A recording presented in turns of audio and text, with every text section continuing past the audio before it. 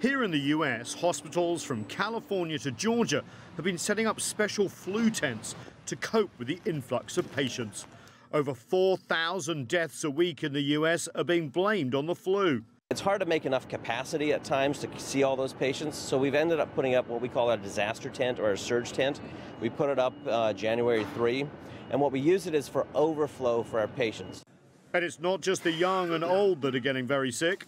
I was throwing up all night, and I thought it was something more serious than the flu because I've never had the flu like this before. I've never had to throw up or even come into the hospital for the flu.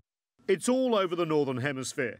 In Japan, the first week of February saw an estimated 2.8 million new cases. In Hong Kong, schools were shut for Chinese New Year early after the outbreak claimed over 120 lives. This year's most common flu strain, called H3N2, isn't entirely new, but it's different enough that vaccines only give about 30% protection from the virus in the US. In Canada, last month's data shows this year's flu vaccine has been even less effective. Many countries in North Africa and the Middle East are also seeing an increase of the H1N1 strain of flu, better known as the swine flu that spread across the globe in 2009, killing thousands. The World Health Organization says cases in Europe are well above normal, and China is seeing the highest levels of flu cases in 4 seasons.